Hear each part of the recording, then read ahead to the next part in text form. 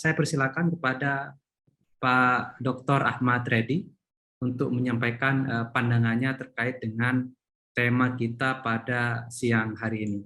Dipersilakan Pak Dr. Reddy. Baik, terima kasih Mas Sunarto. Bismillah, Assalamualaikum warahmatullahi wabarakatuh. Selamat siang, salam sehat, salam sejahtera. Yang saya hormati Pak Dr. Lukman Manaulang, sahabat saya yang hari ini menjadi host pada acara pada siang hari ini. Kemudian yang saya hormati Pak Rusda Mahmud, dan yang saya hormati dan saya cintai ini guru saya ini Pak Abrar Saling. Baik, Bapak Ibu, saya diminta oleh Pak Lukman bicara mengenai mafia tambang.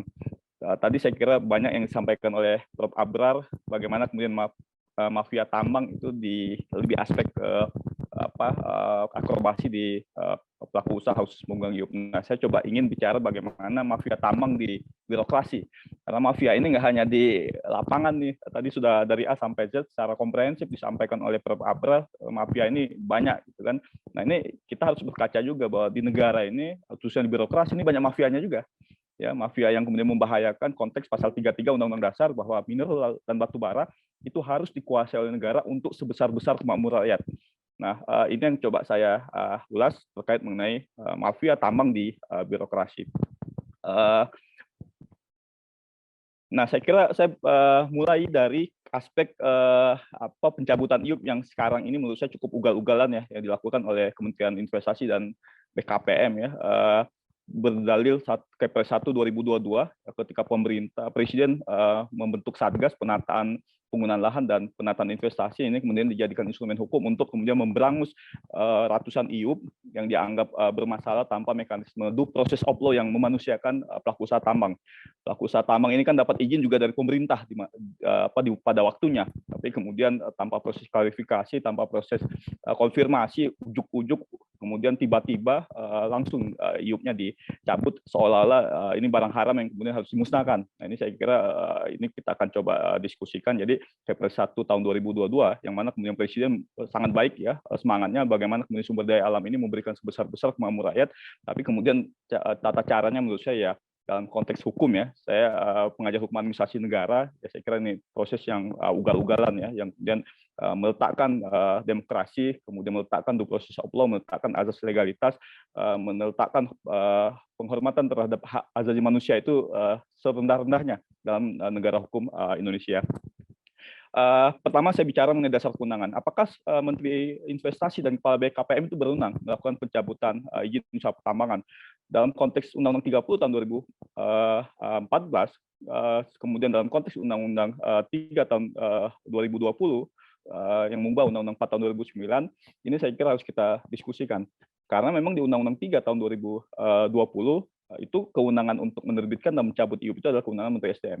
Tidak ada kemudian proses pendelegasian kewenangan pada menteri lain. Dalam hal ini adalah Menteri Investasi dan Kepala BKPM. Nah, ini saya kira harus kita telisik karena menurut Undang-Undang 30 tahun 2014 Undang-Undang Administrasi Pemerintahan bahwa pendelegasian kewenangan, ya, kewenangan atribusi yang dimiliki oleh menteri itu bisa didelegasikan itu kepada pejabat lain sepanjang ada peraturan pemerintah atau peraturan presiden. Pertanyaannya adalah, apakah ada peraturan pemerintah atau peraturan presiden yang mendelegasikan kewenangan pemberian dan pencabutan IUP yang secara atributif diatur di Undang-Undang Minerba itu kepada menteri lain? Jawabannya tidak ada. Tidak ada peraturan pemerintah dan peraturan presiden yang mengatur bahwa kewenangan perizinan minerba dan pencabutan izin minerba itu didelegasikan dari Menteri SDM kepada Menteri Investasi Kepala BKPM. Itu tidak ada. PP 96 tahun 2021 yang merupakan pelaksanaan Undang-Undang 3 tahun 2020 tetap mempertegas bahwa kewenangan penerbitan dan pencabutan itu hanya di Menteri SDM. Tidak ada pendelegasian itu. Jikapun ada, itu hanya di peraturan Menteri SDM. Nah, Undang-Undang 30 tahun 2014 tidak membenarkan pendelegasian kewenangan melalui sebuah instrumen peraturan menteri.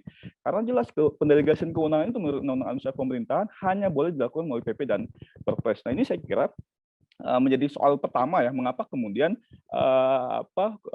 pencabutan IUP yang dilakukan oleh Menteri Investasi dan Kepala BKPM ini menurut saya menjadi cacat secara kewenangan.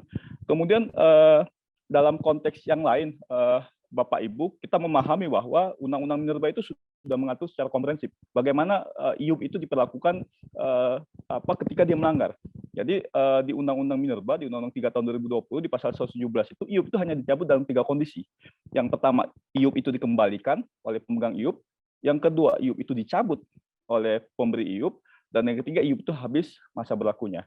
Nah, IUP dapat dicabut, itu juga tidak sekonyong-konyong asal cabut-cabut saja. Ada kemudian kaidah yang harus ditaati oleh pemberi IUP, bahwa di pasal 119 itu, IUP itu dapat dicabut yang pertama apabila pemegang IUP itu tidak menjalankan peraturan perundang-undangan. Jadi kewajiban-kewajiban yang ada di Undang-Undang 4 tahun 2009, kewajiban-kewajiban yang ada di Undang-Undang 3 tahun 2020, dan kewajiban-kewajiban yang ada di Undang-Undang di PP 23 2010, PP 22 2010, PP 78 2010, PP 75 2010 yang diubah dan dicabut oleh PP 96 tahun 2021 itu tidak dilaksanakan oleh pemegang IUP. Jadi harus kita cek nih mana pelanggaran di undang-undang, di perundang-undang dilanggar oleh pemegang IUP sehingga kemudian dia dicabut izin usaha pertambangannya. Kemudian yang kedua, pemegang IUP itu melakukan tindak pidana.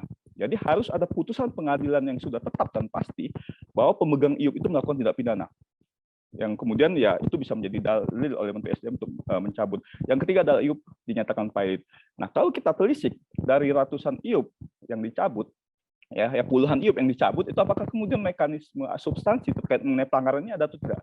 Kalaupun iya, pelanggaran peraturan perundang-undangan yang mana yang kemudian dicabut, yang dilanggar oleh pemegang IUP? Ini menurut saya dalam konteks pencabutan IUP itu ya harus kemudian dikembalikan ke peraturan perundang-undangan, tidak hanya berbasis analisis yang tidak didasarkan pada analisis yuridis, ini kemudian dicabut. Kemudian yang lebih parah menurut saya ya, PP 96 tahun 2021 itu sudah mengatur bagaimana sih mekanisme pencabutan IUP itu secara memanusiakan manusia, karena pemegang IUP itu suka tidak suka, mau tidak mau dia merupakan pelaku usaha yang punya komitmen juga ya untuk memajukan negara ini. Kalaupun ada pelanggaran-pelanggaran, sebagai bapaknya negara itu harus memberikan pembinaan pengawasan. Nah, di undang-undang di PP 96 tahun 2021 ya jelas IUP itu dicabut ya dengan mekanisme mulai dari peringatan ya, peringatan 1, 2, 3 ya, masing-masing paling lama 30 hari. Setelah peringatan 1, 2, 3 itu tidak ditaati, maka kemudian dihentikan kegiatannya, baik secara sebagian maupun seluruh. Apabila tetap bandel, baru kemudian instrumen cabut IUP itu. Jadi tidak kemudian langsung sporadik tanpa babi bubu, orang lagi baru bangun tidur buka emailnya, tiba-tiba ada surat cinta dari Menteri BKPM atas nama Menteri SDM, IUP Anda dicabut. Padahal tidak ada kemudian surat peringatan 1, 2, 3 atau kemudian penghentian kegiatan baik sebagian atau seluruh, baru kemudian diakhiri dengan pencabutan IUP. Nah, terakhir saya kira Bapak Ibu yang saya hormati, bahwa ya tadi itu ada cacat substansi juga di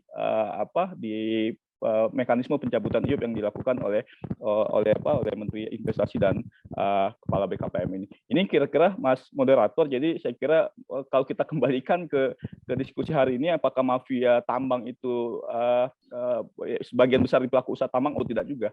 Ya dengan mekanisme ugal-ugalan ya, pencabutan IUP itu secara membabi buta tanpa mekanisme proses prosedural yang baik, analisis substansi yang baik, kemudian berkaca pada kewenangan yang betul dan benar sesuai dengan perundang-undangan, maka itu menurut saya wujud dari mafia ya, birokrasi yang kemudian membuat kepastian hukum, kepastian berusaha di negara ini makin hari makin tidak baik ya. Dan saya kira ya semangat cipta kerja untuk memudahkan investasi, kemudian mempermudah perizinan, kemudian membuat lapangan pekerjaan baru dengan model seperti ini, ya saya kira nawacita itu akan musnah, akan hancur-hancurnya, dan tentu ini akan menjadi perlawanan, akan menjadi momentum perlawanan perusahaan tambang yang kemudian ya saya kira dampak ekonomi, dampak sosial, dan dampak politiknya juga tinggi. Itu dari saya, Mas Sunarto. Mohon maaf Bapak Ibu bila saya ini agak keras ya suaranya, karena saya kira saya sebagai pengajar hukum administrasi negara, hukum tata negara, melihat fenomena administrasi perizinan begini ya, ya kita pusing Bapak Ibu, begitu dahsyat nih semangat baik yang dilakukan oleh Presiden Jokowi, tapi kemudian dieksekusi oleh BKPM, oleh Kementerian Investasi dengan cara-cara yang menurut saya tidak menghormati hak asasi manusia, melanggar azas legalitas, dan tidak sesuai dengan azas-azas umum pemerintahan yang baik. Tidak transparan, tidak akuntabilitas, kemudian tidak mengajak orang bicara sebelum dicabut, tidak ada proses klarifikasi, tidak ada proses sosialisasi. Ya, ini dampaknya adalah adanya ketidakpastian hukum, ketidakpastian berusaha, dan ujung-ujungnya rakyat juga yang menderita. Demikian, terima kasih. Assalamualaikum warahmatullahi wabarakatuh. Waalaikumsalam warahmatullahi wabarakatuh.